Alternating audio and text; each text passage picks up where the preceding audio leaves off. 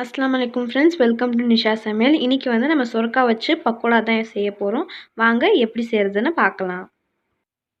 இன்றைக்கி வந்து நம்ம சொரக்காய் பக்கோடா தான் எப்படி செய்கிறதுன்னு பார்க்க போகிறோம். ஃபர்ஸ்ட் வந்துட்டு சொரக்காயை வந்து நான் க்ளீன் பண்ணி கிரேட் பண்ணி வச்சுருக்கேன். இது வந்து தண்ணி அதிகமாக இருக்கிறதுனால நம்ம வந்து ஸ்குவீஸ் பண்ணி எடுத்துக்கலாம். ஃபஸ்ட்டு இப்போது ஒரு பவுல் எடுத்துகிட்டு நம்ம கொஞ்சம் கொஞ்சமாக ஸ்குவீஸ் பண்ணி சேர்த்துடலாம். நல்லா வந்து ஸ்குவீஸ் பண்ணி விட்டுருங்க. ஸோ சொரக்காயில் பார்த்தீங்கன்னா தண்ணி அதிகமாக இருக்கும். ஸோ நல்லா ஸ்குவீஸ் பண்ணிட்டு சேர்க்கணும், இல்லைன்னா நம்மளுக்கு வந்து பக்கோடா கிறிஸ்பியாக வராது. ஸோ ஸ்குவீஸ் பண்ணிவிட்டு சேர்த்துக்கோங்க.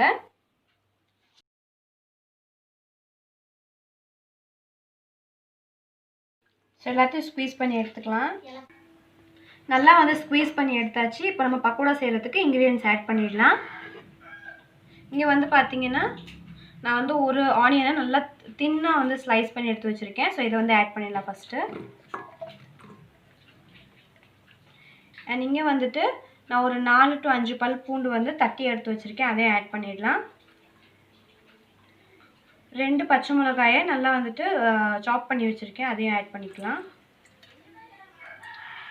கொஞ்சோண்டு கருவேப்பிலையை நான் வந்து சாப் பண்ணி வச்சுருக்கேன். அதையும் ஆட் பண்ணிக்கிறேன்.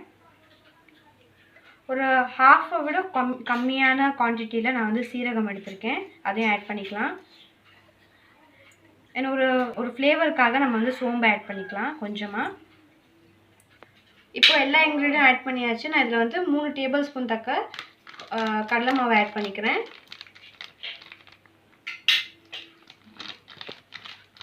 3 டேபிள் ஸ்பூன் வந்து ஆட் பண்ணிக்கிட்டேன். இப்போ வந்து கடலை மாவை ஆட் பண்ணியாச்சு. ஒரு கிறிஸ்பினஸ்க்காக நான் வந்து 2 tablespoon rice flour add பண்ணிக்கிறேன், அரிசி மாவு.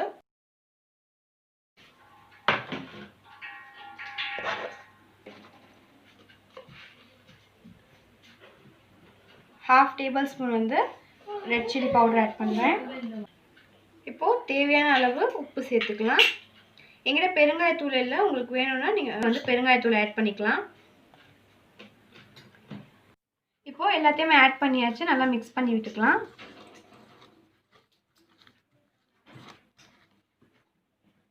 ஸோ நல்லா வந்து மிக்ஸ் பண்ணி விட்டுக்கோங்க. சொரக்காயிலே பார்த்தீங்கன்னா இன்னும் கொஞ்சம் வந்து தண்ணி இருக்கும். ஸோ அதனால கடலை மாவுக்கு நம்ம தண்ணியை ஆட் பண்ணணும்லாம் தேவையில்லை. நம்மளுக்கு வந்து நல்லா உதிரி உதிரியாக பக்கோடா வந்து கிடைக்கணும். ஸோ நல்லா வந்து மிக்ஸ் பண்ணி விட்டுக்கோங்க.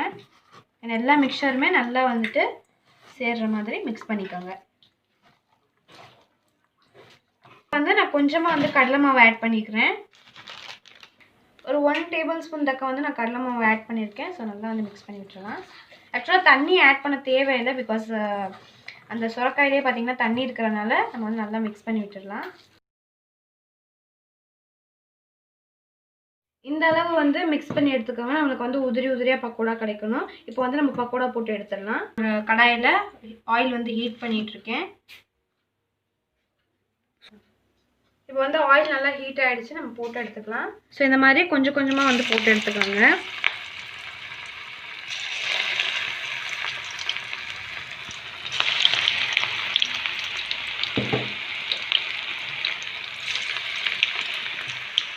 உங்களுக்கு வேணும்னா நீங்கள் வந்து ஃபுட் கலர் கூட ஆட் பண்ணிக்கலாம். பட் நல்லா கலர்ஃபுல்லாக இருக்கும்.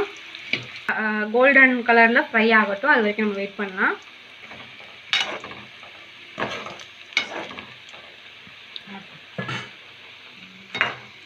இப்போ வந்து நல்லா திருப்பி போட்டுக்கலாம் ஃப்ரை ஆகிறதுக்காக.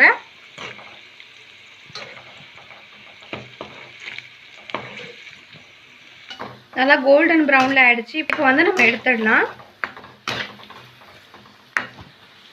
பாருங்கள் எவ்வளோ கிறிஸ்பியாக இருக்குன்னு. இப்போ வந்து நம்ம எடுத்துடலாம்.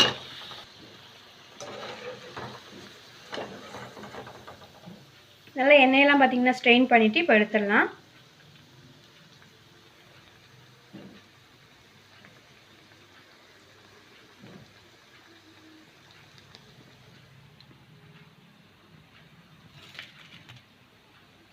பார்த்தீங்கன்னா எவ்வளோ கிறிஸ்பியாக இருக்குது பாருங்கள், நல்லா கலர்ஃபுல்லாக. இப்போ வந்து எடுத்தாச்சு. நம்ம வந்து ஃபர்ஸ்ட் பேட்ச் போட்டிருந்தோம் இல்லையா, அதை வந்து எடுத்தாச்சு. இப்போ நம்ம செகண்ட் பேட்ச் போட்டு எடுத்துடலாம். உங்களுக்கு வேணும்னா நீங்கள் வந்து உதிரி உதிரியாகவும் போடலாம், இல்லைன்னா வந்து போண்டா மாதிரியும் போடலாம். அது வந்து உங்கள் இஷ்டம். பட் நாங்கள் வந்து கொஞ்சம் வந்து குட்டி குட்டி பீஸாக தான் நாங்கள் வந்து போடுறோம்.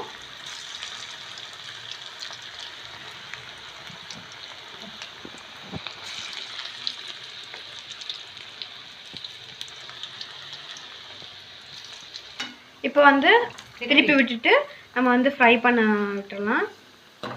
ஸோ நல்லா வந்து கோல்டன் ப்ரௌனில் இருக்குது பாருங்கள். இதோட டேஸ்ட் பார்த்தீங்கன்னா அவ்வளோ சூப்பராக இருக்கும். ஏன்னா இதுக்கு முன்னாடியே பார்த்தீங்கன்னா நாங்கள் வந்து கேபேஜ் பக்கோடாவும் போட்டிருக்கோம். அதுவுமே பார்த்தீங்கன்னா நல்லா ரீச் ஆச்சு. ஸோ இதுவும் பார்த்தீங்கன்னா ரொம்ப சூப்பராக இருக்கும். கண்டிப்பாக உங்கள் வீட்டில் ட்ரை பண்ணி பாருங்கள். ஸோ வேணும்னா நான் உங்களுக்கு வந்துட்டு கேபேஜ் பக்கோடா ரெசிபி டிஸ்கிரிப்ஷன் பாக்ஸில் லிங்க் தரேன், வேணுன்றவங்க பார்த்துக்கோங்க. ஈவினிங் ஸ்நாக்ஸ்க்கு பசங்களுக்குலாம் செஞ்சு கொடுத்தீங்கன்னா கண்டிப்பாக வந்து சூப்பராக சாப்பிடுவாங்க, நல்லா சாப்பிடுவாங்க. ஸோ அவ்வளோதான். இது வந்து நல்லா ஃப்ரை ஆகிடுச்சு. நம்ம வந்து ஸ்ட்ரெயின் பண்ணிவிட்டு எடுத்துடலாம். இதே மாதிரி நான் எல்லாத்தையும் ஃப்ரை பண்ணிவிட்டு உங்களுக்கு காட்டுறேன் சொரக்காய் பக்கோடா எப்படி வந்திருக்குன்னு. ஸோ அவ்வளோதாங்க, எம்மியான சொரக்காய் பக்கோடா வந்து நமக்கு ரெடி ஆகிடுச்சு. கண்டிப்பாக இதை வந்து உங்கள் வீட்டில் ட்ரை பண்ணி பாருங்கள். இதோட கெச்சப் வச்சிங்கன்னா இன்னும் நல்லாயிருக்கும். பட் எங்களுக்கு வந்து அவ்வளோ கெச்சப் பிடிக்காதனால நாங்கள் வந்து வைக்கல. ஸோ இது வந்து ட்ரை பண்ணி பாருங்கள், கண்டிப்பாக உங்களுக்கு ரொம்ப பிடிக்கும். ஸோ இந்த வீடியோ உங்களுக்கு பிடிச்சிருந்துச்சுன்னா லைக் பண்ணுங்கள், சப்ஸ்கிரைப் பண்ணுங்கள், பக்கத்தில் பெல் பட்டனை கிளிக் பண்ணுங்கள். தேங்க்ஸ் ஃபார் வாட்சிங்.